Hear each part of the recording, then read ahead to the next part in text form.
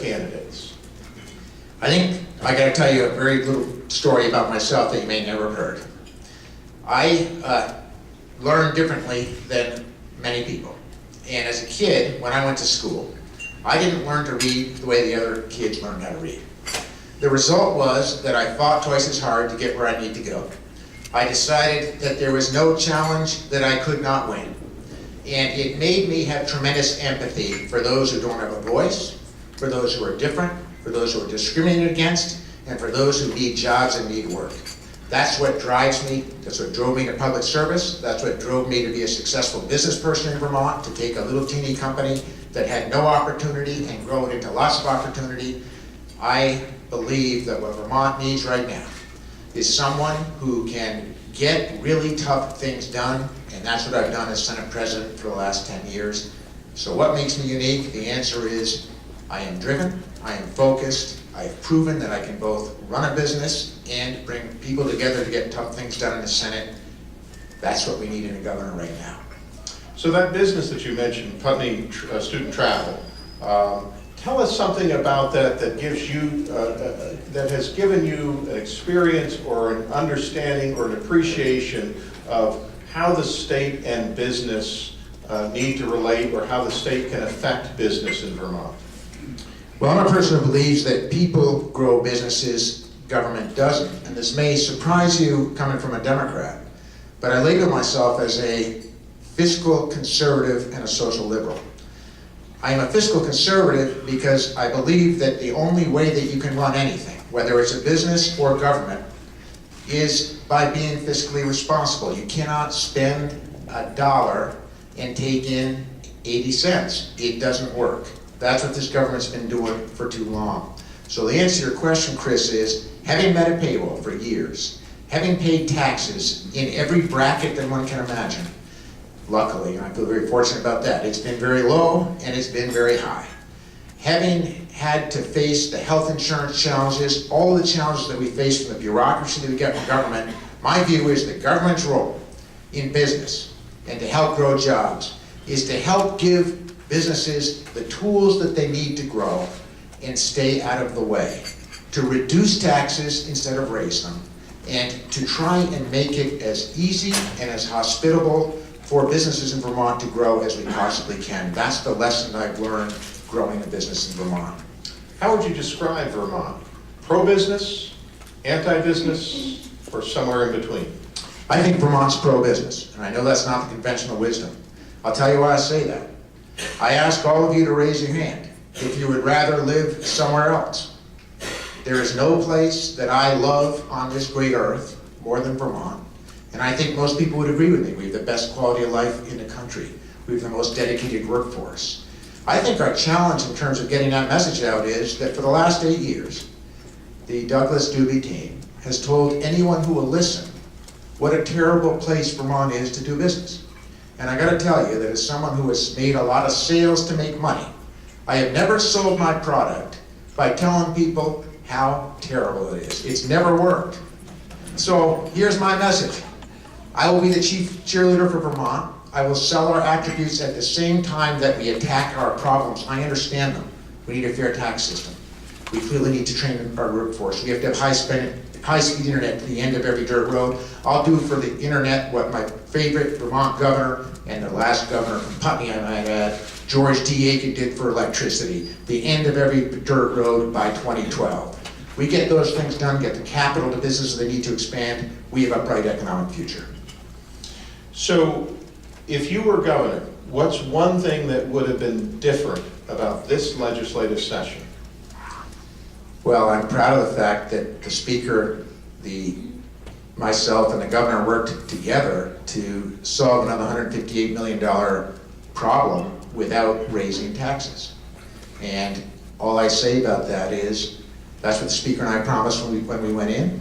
Promises made, promises kept. Don't see that much in politics anymore.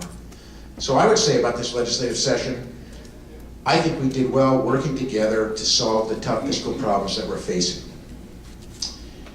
This question says, if you favor closing Vermont Yankee, so I'll change that if and say you do favor closing Vermont Don't Yankee. take me out of the closet on that one, Chris. How much will business electricity costs increase, and what will be our replacement power? Where will that power come from? Well, let me first say that I was born and raised in the county that hosts Vermont Yankee.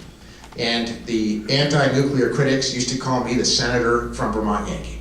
I helped get them their preferential treatment. I helped them be in my county. I helped them grow jobs. When I turned on Vermont Yankee was really for one simple reason. I have never had a Vermont business not tell me the truth. Entergy Louisiana doesn't do business like most Vermont companies. I identified that 4 years ago. I decided they couldn't be trusted, and I don't think we should put our hands in the future of a company we can't trust. On the price issue, they've told two other mistruths. One is that somehow, if we relicense them, we were going to have cheap power. I ask you this question: if that's true, why did Green Mountain Power and CV, who I have a lot of confidence in, say no to the deal they offered us? Why? It wasn't cheap. They were going to reduce our load from 33% to 11%. It was going to cost 6.1 cents a kilowatt hour, and that was baking in the $1 billion that they owed us in the strike price. That was their words in front of the Public Service Board, $1 billion worth of value over 10 years. That's not a good deal. So anyone that tells you that we're going to pay higher rates because we aren't relicensing that plant, I'd simply ask you this question: what do you know that they didn't tell us, CV and Green Mountain Power? Let's stop the myth. It was cheap power, but the deal they offered us was terrible.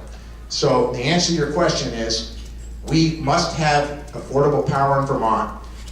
Relicensing that aging nuclear power plant is not going to get you cheap power. It's going to get you tritium, cobalt, cesium into the groundwater of Windham County. It's going to get you a company you can't trust, and it's going to get you a future that your kids will not be proud of. How would you rate the job of Vermont's public schools in preparing students for today's world? Better than many states, but we have more progress to make. Wow. A man of few words. You answered this question before about which Vermont governor is your model. You said you were talking about George Aiken as the person you really admire, but who is a governor that you believe would be your model? You would sort of be most like them. I think the governor, I'm going to cheat a little bit on that one and say governors. And the governors that I would be most like would be a combination of Dick Snelling and Howard Dean. And I say that to you because Dick Snelling had run a business. That's why he managed the state well. I think one of Vermont's challenges is that it hasn't had a governor who has run a business since Dick Snelling. That's not where our governors have come from. The time has come. And I would say Howard Dean because he was fiscally conservative and socially liberal. He understood that we can't take care of the people that need us so badly in Vermont, and by the way, that Vermonters all agree we want to take care of if we don't manage our budget, have a reasonable tax rate, and get the job done. Now, some folks say, well, prove it. Well, this is what I did as finance chair with Howard Dean. We reduced the income tax, the sales tax, the rooms and meals tax. I fought to get rid of the sales tax on clothing and shoes. We reduced the sales tax from 6 to 5% because I watched businesses migrate to New Hampshire because of our sales tax policies. It was only a few months into the Douglas Dubé administration that they raised the sales tax back to 6%. I think that was a mistake. So not only do I believe that they were good models, but I've proven that I am fiscally conservative on those issues.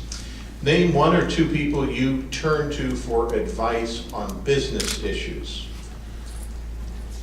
I turn to, I hate to answer that in this crowd because if I don't say the names in this room, I'm going to lose them all. But I have a lot of respect for Ernie Parmelo. I have a lot of respect for Wynn Smith. I have a lot of respect for Mary Powell. And I have a lot of respect for Elizabeth Pankowski. What's something about you that would surprise people here to learn? I think what would surprise you most is that I think it's sometimes said about me that I'm ambitious politically. And there is a certain amount of distrust that comes with that perception of ambition. What I would say to you is, that's not my story. I never intended to get into public service. What drives me is wanting to make change and make this a better state. Because I grew up with very little and made... Is that the power plant or is that the